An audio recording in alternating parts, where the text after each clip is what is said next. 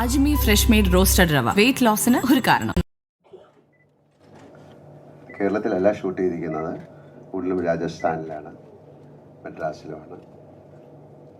Jaisalmer, Pokhran, ചിഞ്ചി fort, പോണ്ടിച്ചേരിയിലൊക്കെയാണ് shoot ചെയ്തിരിക്കുന്നത്. എന്നെ സംബന്ധിച്ചിടത്തോളം വളരെ വ്യത്യസ്തമായ ഒരു സിനിമയാണ്. ഞാൻ ഇത്തരത്തിലൊരു സിനിമ ചെയ്തിട്ടില്ല, ഈ ജോണറിലുള്ളൊരു സിനിമ. ഞാൻ കഴിഞ്ഞ പ്രാവശ്യം നിങ്ങളെ കണ്ടപ്പോൾ പറഞ്ഞതുപോലെ ഇതിനൊരു കാലദേശങ്ങളൊന്നും ഇല്ലാത്തൊരു സിനിമയാണ്. ഒരു ഫോക്ലോർ, ഒരു നാടോടി കഥ പോലത്തെ സിനിമയാണ്.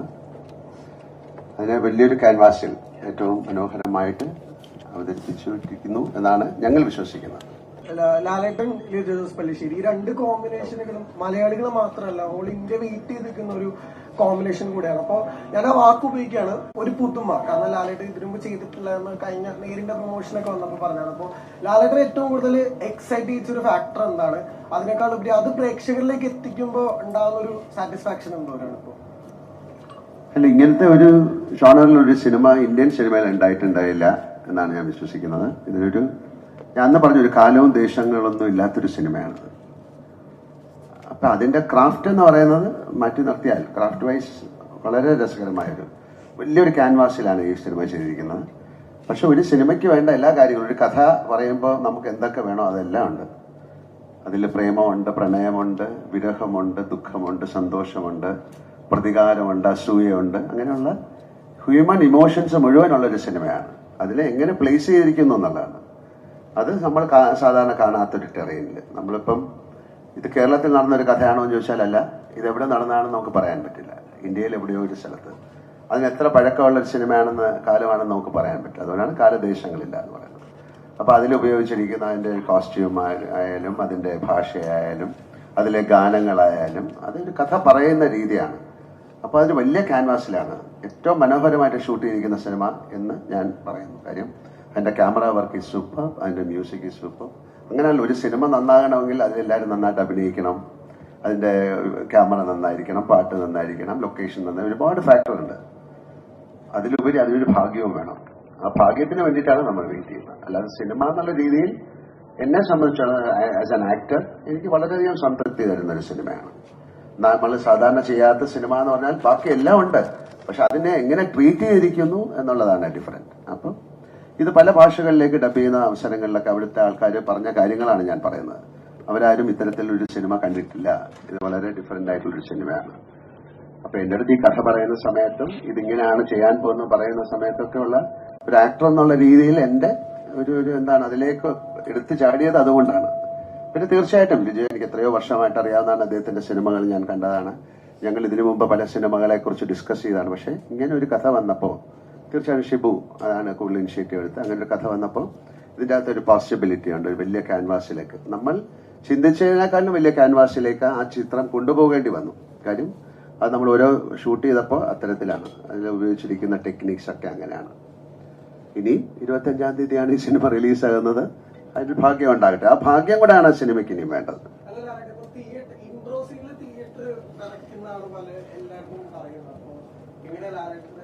അങ്ങനെ വിറയ്ക്കുമെന്നൊക്കെ എനിക്ക് പറയാൻ പറ്റില്ല, കുഴപ്പമുണ്ടായില്ല എന്ന് തോന്നുന്നു.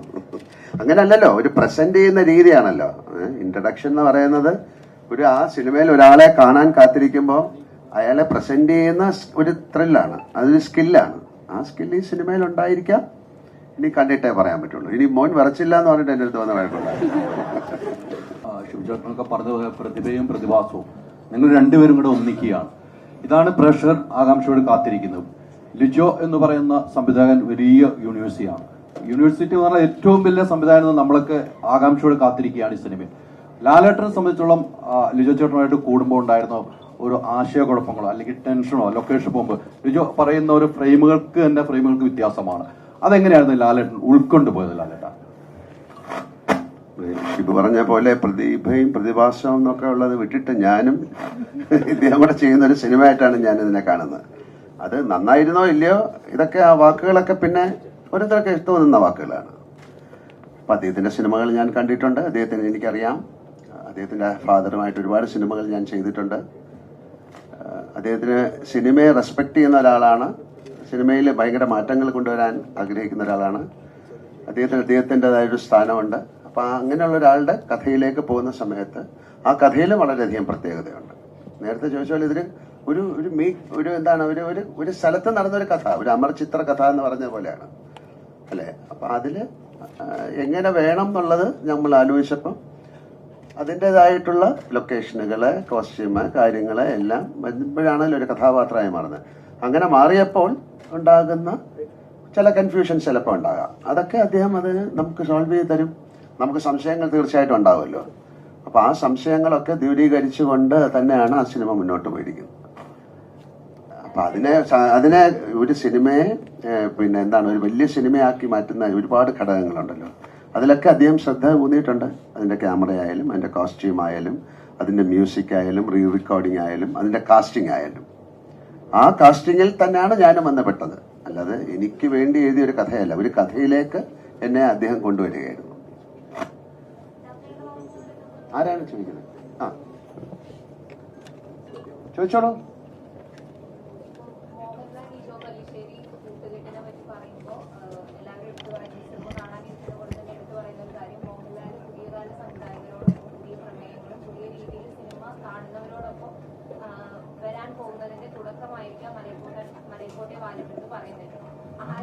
ഇത് പുതിയ കഥയല്ല, പഴയ കഥയാണ്.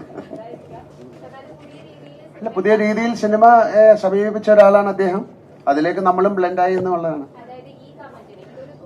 അങ്ങനെയൊന്നും പറയാൻ പറ്റില്ലല്ലോ. ഇപ്പൊ അടുത്ത സിനിമ ഇത് കഴിഞ്ഞിട്ട് വേറെ സിനിമ ചെയ്തിട്ട് നിങ്ങൾ പറഞ്ഞില്ലേ നിങ്ങൾ തുടക്കമാണ്. അങ്ങനെയല്ലല്ലോ. അങ്ങനെ ഒരു സിനിമ വന്നപ്പോൾ എനിക്കത് ചെയ്യാൻ പറ്റി.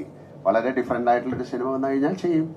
നമുക്കും കൂടെ താല്പര്യം വരണമല്ലോ. ഇപ്പൊ നമ്മളോട് പലരും ഒരു കഥ വന്ന് പറഞ്ഞിട്ട് അത് ഇഷ്ടമായില്ലെന്ന് പറഞ്ഞാൽ ദേഷ്യപ്പെട്ടിട്ട് കാര്യമില്ല. നമുക്കൂടെ ഇഷ്ടം. നമുക്കും തെറ്റുകൾ പറ്റാം. നമ്മൾ ചില തിരഞ്ഞെടുക്കുന്ന കഥകൾ ശരിയായിരുന്നില്ല.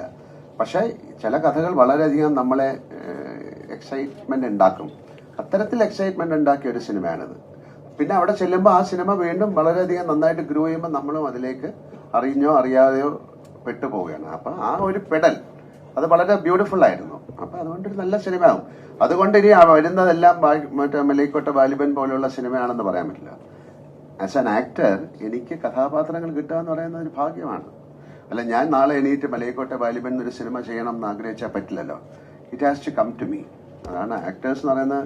നമുക്ക് ചോയ്സ് ഒന്നുമില്ല, നമുക്ക് വരുന്നത് ചെയ്യണം. പക്ഷെ അതില് നമുക്ക് വളരെ നല്ല രസകരമായിട്ടുള്ള സിനിമകൾ വരിക എന്ന് പറയുന്ന ഒരു ആക്ടറിനെ സംബന്ധിച്ചിടത്തോളം ഭാഗ്യമാണ്.